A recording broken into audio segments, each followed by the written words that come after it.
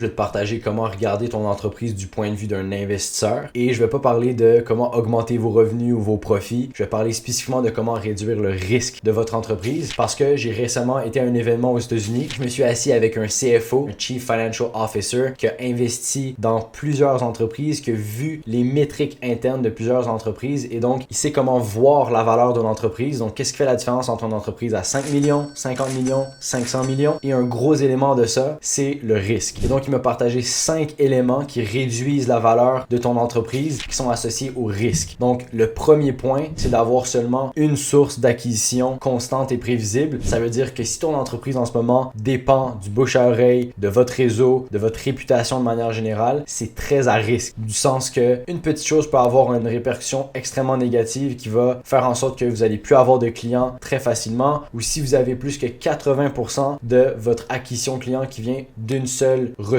ça veut dire que vous êtes à risque. Et donc, un investisseur va avoir tendance à moins investir dans ton entreprise. Il va simplement avoir moins de valeur parce que si jamais tu as seulement une manière d'acquérir des clients de manière consistante, s'il y a une régulation, un algorithme, quelque chose qui change, un impact dans votre réputation, peu importe qu'est-ce qui se passe, ça peut très facilement se déplacer. Tandis que si vous avez 2, 3 ou 4 manières d'acquérir des clients, vous avez beaucoup moins de risques et donc la valeur de l'entreprise augmente. Je vais donner un exemple rapide d'un de nos clients qui fait autour de 15 millions par an. Il n'y avait pas nécessairement besoin d'avoir plus d'appels planifiés ou plus de clients pour croître et pour augmenter la valeur de leur entreprise, mais ils dépendaient fortement d'un seul canal et donc on est venu les aider en quelques mois à créer un nouveau canal d'acquisition prévisible qui leur génère des nouveaux appels, des nouveaux leads qualifiés à toutes les semaines et donc ça fait que quand on leur génère 500 000 par an, même si c'est seulement 500 000 par an pour eux, ça fait en sorte que sur la vente de leur entreprise ou la valeur totale, ils ont beaucoup moins de risques et donc ce 500 000, ce 1 million par an qu'on leur génère, ça vaut pour eux 5 à 10 millions sur la vente de l'entreprise. Le deuxième risque qui réduit la valeur de ton entreprise, c'est le risque du marché. Donc si tu as seulement un seul marché que tu travailles, que ce soit une seule industrie, bien évidemment, je parle pour des compagnies qui sont à plusieurs millions par an, ça vaut la peine de considérer quelle est une autre audience qui est très similaire à la nôtre, qui est peut-être up market, donc qui est un peu plus cher, qui est down market, qui est moins cher, qui est side market, donc qui va être une audience totalement différente, que ce soit avec une offre différente, un produit différent. On veut trouver une manière de ne pas dépendre exclusivement de cette audience parce qu'encore une fois, il peut se produire quelque chose que ce soit le marché en lui-même qui va diminuer. Un bel exemple de ça, c'est les journaux. Donc du jour au lendemain, les journaux ont été monopolisés, ils ont été détruits par tous les journaux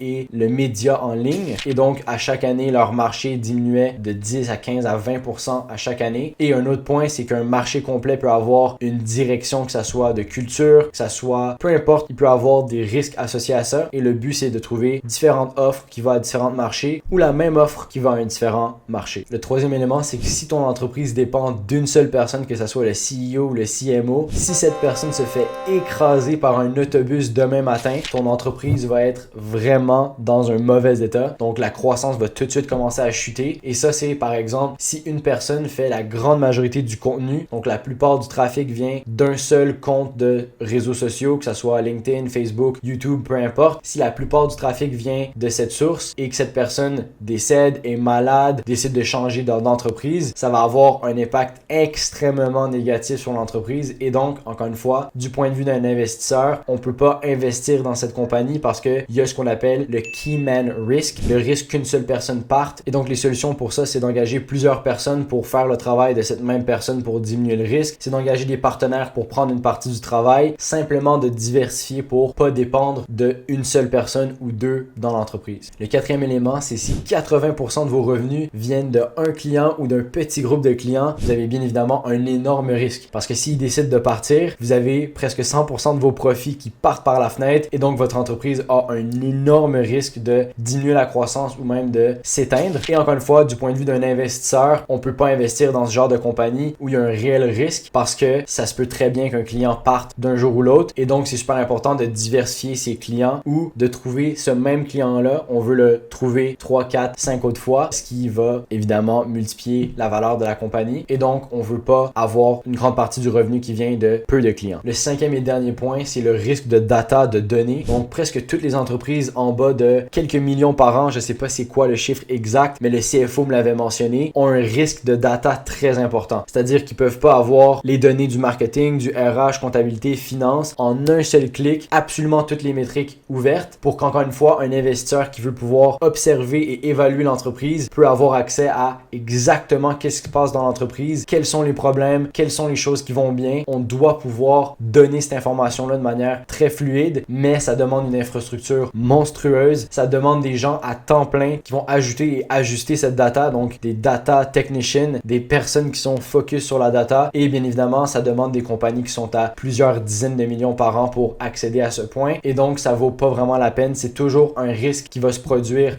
à moins de plusieurs dizaines de millions par an en termes de valeur d'entreprise. Et pour résumer les 5 points que tu dois travailler pour réduire le risque de ton entreprise, premièrement, c'est d'avoir plus qu'une source d'acquisition, d'avoir plusieurs marchés différents ou plusieurs offres différentes. Ensuite, de ne pas avoir une seule personne qui est unique à ton entreprise. Quatrième point, c'est d'avoir une variété de clients. Donc, c'est de ne pas avoir plus que 80% de tes revenus qui vient d'un petit groupe de clients. Et le cinquième point, c'est de diminuer le risque de data, de données, donc d'avoir accès le plus facilement et rapidement à toutes les données dans ton entreprise. Donc, j'espère que c'était utile. Moi, c'était extrêmement utile de prendre le temps avec cette personne qui avait déjà investi. J'ai pu vraiment revoir qu'est-ce qu'on voulait faire avec les partenaires qu'on collaborait avec, d'analyser leur entreprise et d'analyser notre entreprise. Donc, si tu veux avoir des vidéos similaires, je t'invite à regarder mes autres vidéos YouTube et à me suivre sur LinkedIn. Bye bye.